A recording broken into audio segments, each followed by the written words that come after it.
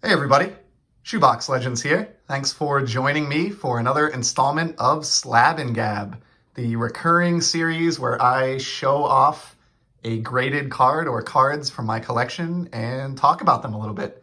It's exactly what it sounds like. This is going to be a very special Valentine's Day edition of this series, and it's very obvious by the title and the fact that we have, of course, the great Bobby Valentine joining us as a backdrop today. Was the most appropriate card that I could find in my collection to commemorate the day.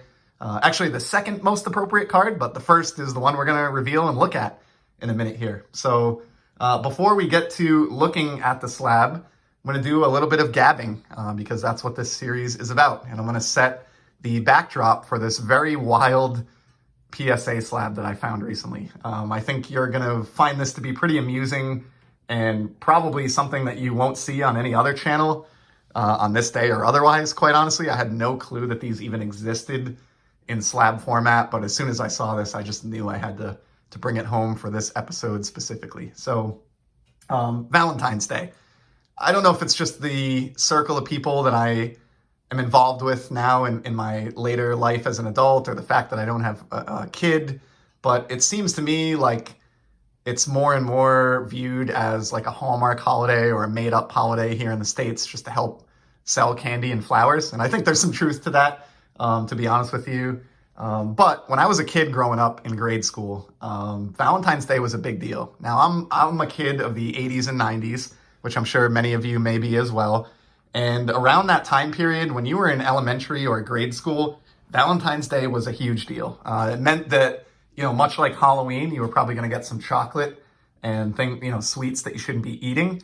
But you were also going to get some Valentines from your classmates. It was, a regular occurrence on Valentine's Day throughout my grade school upbringing to, be able to send carnations, school-sponsored carnations to someone that you had a crush on.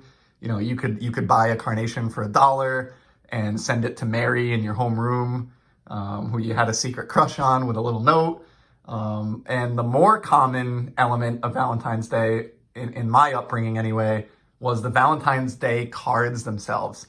So the way this would work, you would go, or your parents would bring you to your local pharmacy, your big box store, and you would pick out a package of perforated Valentine's cards, and you'd get home, break them all apart and write messages on the back of them to all of your classmates and distribute them the next day. And typically, at least in my upbringing, every kid in the class gave every other kid in the class a Valentine's card. So when you were coming home from school that day on the bus, you'd have a little stack of these things that you got during the day. Some might feature My Little Pony, others might have Transformers on them, whatever the case may be, Spider-Man. They were just the popular kids items of the day, done in Valentine format. And I was able to find one of these recently in a PSA slab, and that is going to be the feature of today's Slab and Gab episode. Here it is, without further ado, the 1989 Clio Michael Jordan Valentine. And this is the You're Looking Fine Valentine, featuring number 23, MJ. I just thought this was wild. This takes me right back to being in grade school. You can see like the perforated, edges here, where this was obviously torn out from the upper right corner of a sheet of these Valentines. And as I mentioned, some aspiring grade schooler would write a note on the back of this to a classmate, hand it off. Sadly, this example is blank on the back. This is one of the cases where I wouldn't have minded the MK designation on the slab, meaning that it's been written on. It would have been really cool if the back of this said, hey, Mary, happy Valentine's Day, your secret crush, Johnny, or something like that. That would have been even neater, but just really happy that I found this one in even in blank format like this. As I said at the outset of the episode, had no clue that this was the type of thing that PSA would even certify and slab up. Just ran across this by total random chance about a month ago while doing some eBay searches for PSA slabs. Had to do a double take and was like, is that really a Valentine's Michael Jordan card slabbed up by PSA? Yes, indeed it was. This one got a PSA 7. Don't care about the grade, just thought it was wild and a really fun item to have in my diverse collection Not a basketball guy by any means, but Jordan's the greatest of all time, and more so than that, this was worth like the $15 that I sank into it just for the nostalgia and humor factors alone.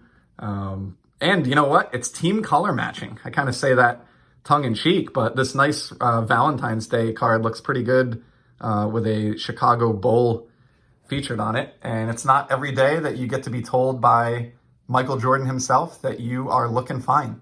So thank you, Michael. I appreciate you noticing. Very kind of you to say. And just a very wild PSA slab. So I never imagined that I would have a Valentine's card in my collection of sports cards that I've accumulated here as an adult collector. But I'm certainly very pleased with that purchase. It's a good reminder that in this age, especially post-COVID, where the hobby has just gotten so crazy and there is so much focus on monetary value and comps and flipping and making a profit. At the end of the day, sports cards are supposed to be fun.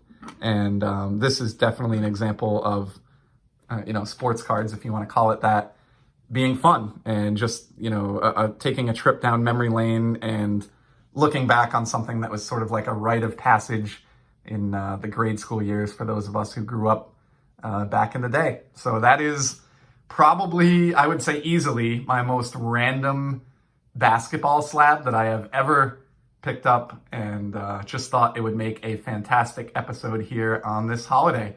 So we will wrap it up there. I will say happy Valentine's Day to each and every one of you. Hope you enjoy the day. And remember, you are looking fine. And I'll certainly be back in the very near future with some more sports card content. Until then, keep enjoying the hobby and spreading the love, and we'll talk to you soon.